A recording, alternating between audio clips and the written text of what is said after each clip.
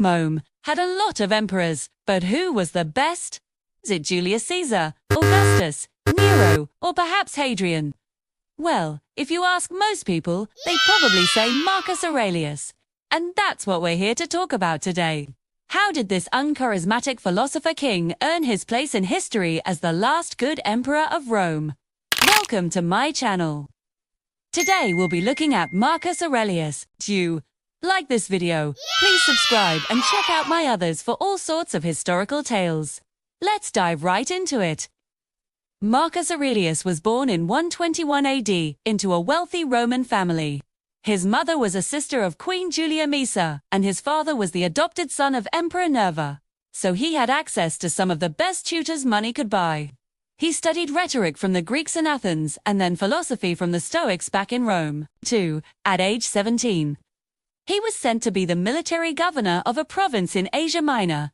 But he didn't stay there long because in 140 his adoptive father became emperor and he made Marcus Aurelius his heir.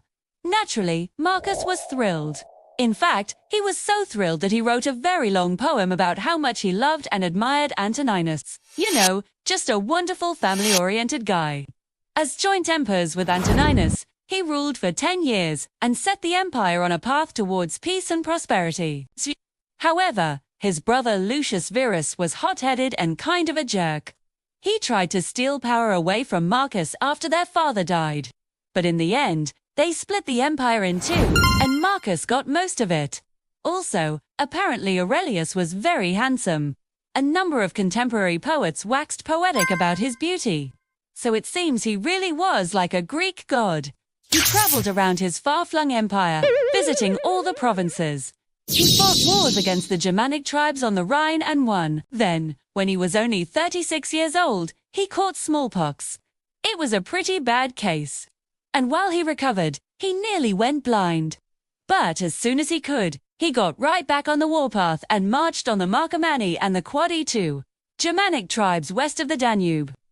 When he took the throne, Rome was generally at peace. But during his reign, it would be challenged by the Germanic tribes on the Danube and the Parthians in the east. First, let's look at the Parthians. They were an Iranian people who lived in what is now Iran and Iraq. They rose to prominence in the mid-2nd century BC and had powerful armies. They were the only power that Rome never conquered. Rome would fight them several times and lose. The first major Parthian invasion of Rome came in 165, when their king Sassanides crossed the Tigris River and sacked the city of Seleucia. While he was gone, Armenia, which was a client state of Rome, declared independence. This caused a political crisis. Rome needed someone to rule Armenia, and Antoninus chose Avidius Cassius, one of his generals, to take the job. But Cassius declared himself emperor instead. That made Antoninus go to war, and he spent most of his time fighting him down in Egypt. Meanwhile, Sassanides the Parthian was having a field day. He pushed deep into Roman territory, but when Antoninus finally put down the revolt, he marched east and defeated the Parthians. However, Antoninus didn't have enough troops to occupy Parthia, and anyway, he was getting tired of being a soldier. So he left and went home. But that wasn't the end of it.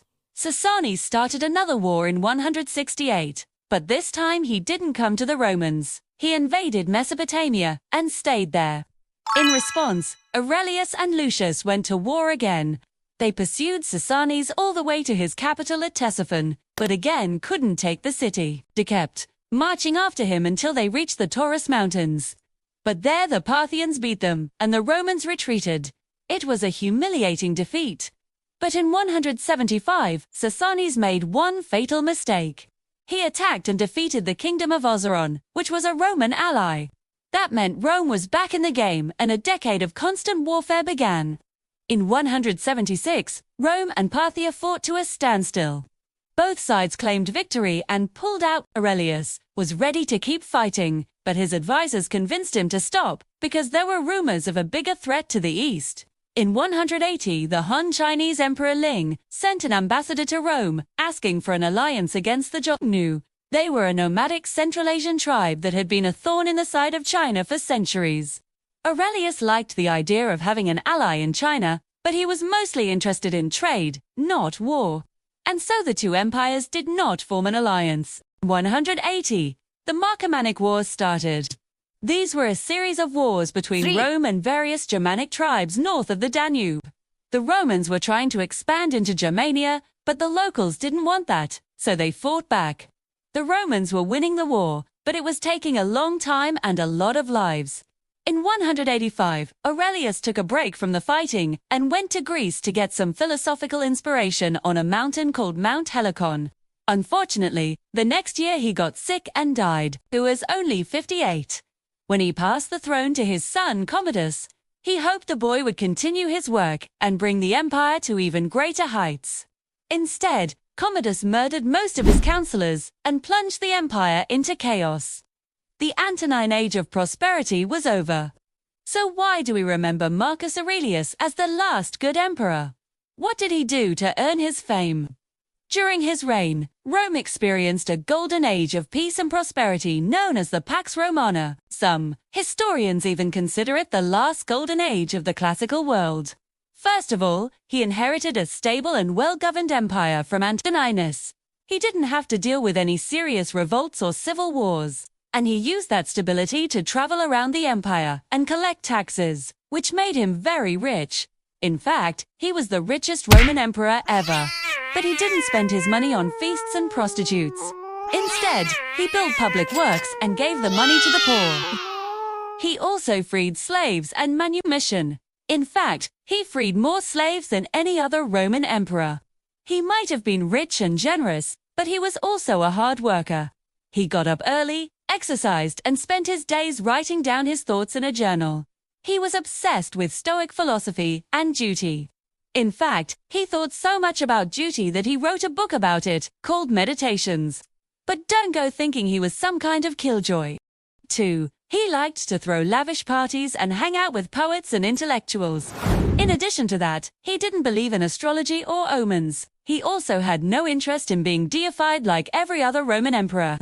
He respected the gods, but he didn't worship them. He did, however, allow the worship of the goddess of victory in Rome, which caused some controversy among the Stoics, because it seemed kind of self-indulgent.